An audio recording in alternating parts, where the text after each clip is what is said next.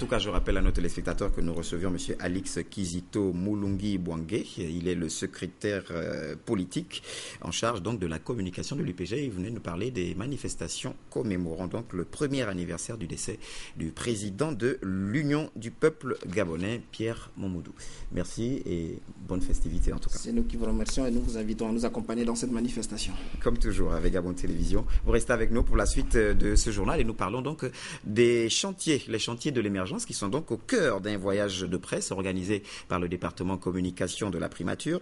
Il s'est agi entre autres pour les journalistes d'être sur le terrain afin de recueillir l'information juste et constater par eux-mêmes l'état d'avancement des travaux. Il faut dire que ce voyage a débuté par un point de presse dans la salle de conférence du stade de l'Amitié. Le reportage est de Arnaud Mengue et de Ahmed Mouyaka. Informer les populations sur les différentes réalisations et le niveau d'avancement des travaux sur les chantiers initiés par le chef de l'État Ali Bongo Ondimba, c'est l'objectif visé à travers le voyage de presse dit des chantiers de l'émergence.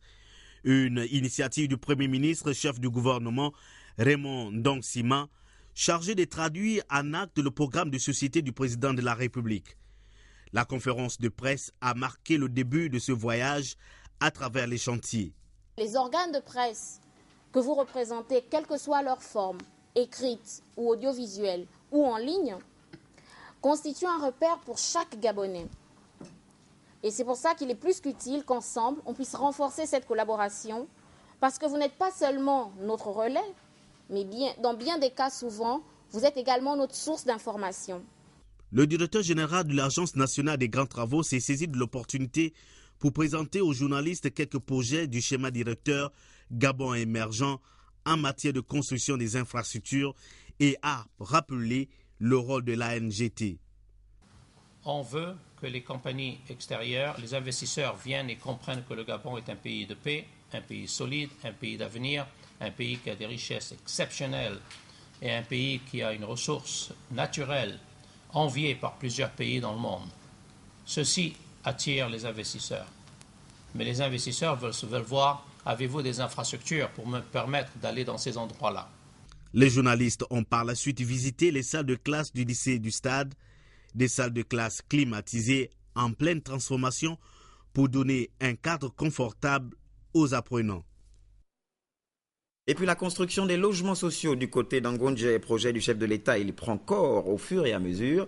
Les premières maisons seront livrées en décembre prochain, nous dit Ahmed Mouyaka et Arnaud Mengue dans ce reportage.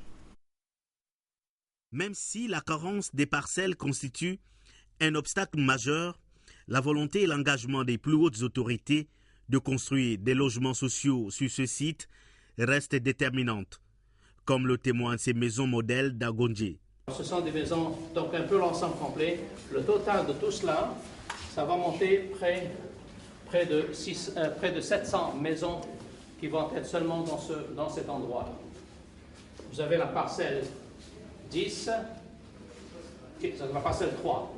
Alors la parcelle 3 qui est juste à côté, elle est dans le même concept, mais vous avez une école primaire beaucoup plus avancée. Vous avez tout ceci, le centre de sport, de football, et le soccer, également les autres sports activités. Vous avez également des maisons, toujours les maisons à côté des écoles. Vous avez un bureau du gouvernement, vous avez une école maternelle, d'autres maisons avec magasins, d'autres maisons plus luxueuses, et les maisons sont toutes mélangées, l'ensemble complet. Okay? Ici, il est prévu la livraison de logements avant fin décembre prochain.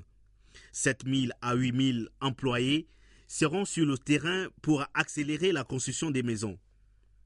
La construction de 200 000 logements sociaux sur l'ensemble du territoire entre 2012 et 2025 suscite un espoir énorme auprès des populations.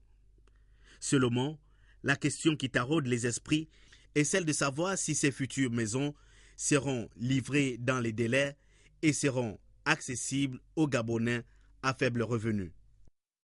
Le monde entier célèbre demain, 15 octobre, la journée mondiale de la femme rurale, instituée en 1995.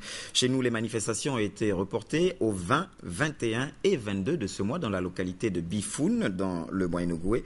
En attendant, le ministre de la Famille s'est entretenu avec la presse pour marquer l'importance que le Gabon accorde à cette journée. Écoutons Madame le ministre Honorine Zé-Bitégué. Elle est au micro de Templar Eban Abessol. Quand une journée est instituée, c'est qu'il y a d'abord eu quelque chose. Ce sont des femmes de la Fédération mondiale des agricultrices qui se sont levées un jour pour que leurs activités soient connues. Et cela a attiré l'attention du monde, notamment des Nations Unies, qui a estimé qu'il fallait, par rapport à toutes ces préoccupations, réserver une journée spéciale à ces femmes-là. C'est pour mettre en exergue ce qu'elles font à longueur de journée et qui est souvent mal connu et mal considéré. Or, lorsque vous voyez le travail qu'elles abattent par rapport à l'agriculture, par rapport même à leur foyer, c'est un travail puissant, si je peux parler ainsi. Dans ces axes stratégiques, le chef de l'État a prescrit qu'il faut absolument éradiquer les problèmes de pauvreté, les problèmes avec leur corollaire, la faim et tout ce que vous pouvez imaginer. Donc, dans cet agenda qui nous amène dans un court, moyen et long terme, vous voyez tout au long l'importance que doit revêtir l'agriculture dans notre pays. Cette fois-ci, nous avons choisi le Moyen-Ogooué. Bifoun est un central. Lorsque vous voulez aller au Welentem, au Moyen-Ogooué, dans l'Angounié et partout, vous êtes obligé de passer par là. Nous nous sommes dit, en célébrant cette journée à cet endroit, tout le monde va en bénéficier, même les voyageurs qui seront de passage. Parce qu'au cours de cette journée, il y aura un certain nombre de manifestations. Est passé. Alors, nous revenons sur ce plateau pour parler donc du ministre de la Justice, garde des Sceaux, qui prenait part il y a quelques jours donc à la cérémonie de prestation de serment des magistrats et greffiers affectés au tribunal de première instance de Libreville. Le reportage est de Jean-Raoul Wabadinga. Les images sont de Jean de Dieu Mamboudou. Je jure de fidèlement remplir mes fonctions et de ne rien révéler ou utiliser de ce qui sera porté à ma connaissance à l'occasion de leur exercice. Je le jure. L'audience solennelle qui s'est déroulée en présence du ministre de la Justice, garde des Sceaux, était une cérémonie couplée d'installation des magistrats et prestation de serment des greffiers affectés et promus au tribunal de première instance de Libreville. Nommé par décret 422 PR du 29 août 2012, le caractère de cette nomination a été défini. L'installation d'une nouvelle équipe est toujours un moment fort dans la vie d'une juridiction. Une audience ad hoc ne peut que revêtir une solennité toute particulière qui tient à la fois du caractère éminent des fonctions de l'action que nous sommes amenés à exercer qu'à la confiance qui est portée sur nous ainsi qu'à la diversité des parcours des uns et des autres. Un hommage particulier a été rendu au sortant par le tribunal de première instance. S'il est aisé de rendre un hommage à ce que l'on a connu, il est prétentieux d'en faire autant à ce que l'on ne connaît pas ou que l'on connaît à peine. Le tribunal de première instance a défini les attentes des Gabonais. Le peuple gabonais, au nom duquel la justice est rendue, a le droit d'espérer que nous soyons bien largement et incontestablement à la hauteur des fonctions qui sont présentement les nôtres. Aux magistrats, vous accédez à ces postes de responsabilité au moment où la justice est résolument décidée de prendre de l'envol, parce que désormais débarrassée de tous les réseaux d'influence. Les greffiers sont passés à la cérémonie de prestation de serment. Je le jure. Je vous renvoie à l'exercice de vos fonctions. Le procureur de la République a exhorté les uns et les autres à plus de professionnalisme dans l'exercice de leur exaltant métier. Dans votre agenda, notez également que demain, 15 octobre, et cela jusqu'au 18, s'ouvre un événement conjoint, le Séminaire national de la qualité, et également la conférence annuelle de l'éducation, la science et la technologie pour le développement en Afrique. Et pour en parler, nous recevons M. Christian Jean-Joël Ngwaondo. Bonsoir. Bonsoir. Alors, vous êtes le responsable de la normalisation. Oui. Alors, justement, c'est une notion qui n'est peut-être pas accessible à tout le monde. Au départ, est-ce que vous pouvez nous donner une définition succincte de la normalisation? D'accord. Alors, ce qu'on entend par ce concept technique, normalisation, c'est le processus par lequel on élabore des normes. Alors, la norme elle-même, en tant que telle, c'est un document qui apporte des solutions par rapport aux problèmes qui se répètent sur le plan économique, culturel ou social. Puisque nous sommes à une définition peut entraîner une autre. On va également définir le concept de qualité, puisque je rappelle à nos téléspectateurs que pour cet événement conjoint, il y a le Séminaire national de la qualité. Qu'entend-on par qualité? Je vous remercie à nouveau.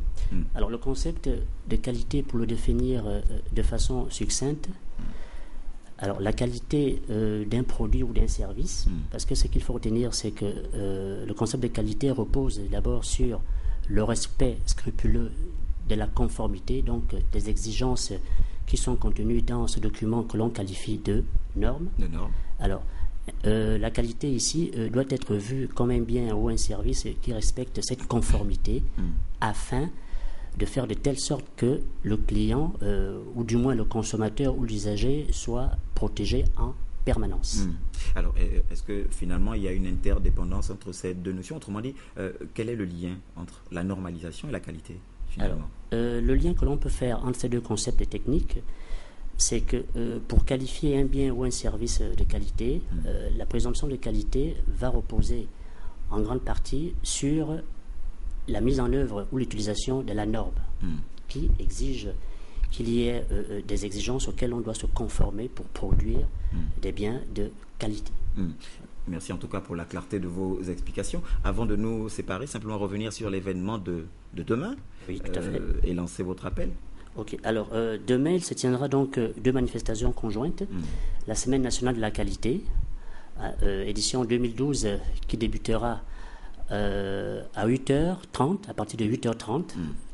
Et cela se tiendra en même temps que la première conférence annuelle sur... Alors, donc ça se tiendra à l'immeuble à Rambo, de lundi à jeudi, donc du 15 au 18. Et je répète, à partir de 8h30. D'accord. Merci à vous, merci d'avoir accepté notre invitation. Je rappelle que nous recevions sur ce plateau Christian Jean-Joël Ngwaondo, c'est le responsable du concept de la normalisation. Il venait donc nous parler de cet événement qui, il vous l'a dit, débute demain, 15 octobre, cela jusqu'au 18. Et c'est ainsi que prend fin cette édition d'information. Avec moi sur ce plateau, Arnaud Mengue, qui nous a accompagnés tout au long de cette semaine. Elles ont coordonné les éditions d'information avec vigueur, avec force. Ce sont les sirènes de la rédaction, Tassiana Minko et Balbin Ntsam Omva. Toute l'équipe d'antenne dirigée par Pierre-Charles Savage se joint à moi et également Alain Richard Zambazinga pour vous dire merci. Merci d'être resté fidèle au programme de Gabon Télévision. On se retrouve très très prochainement.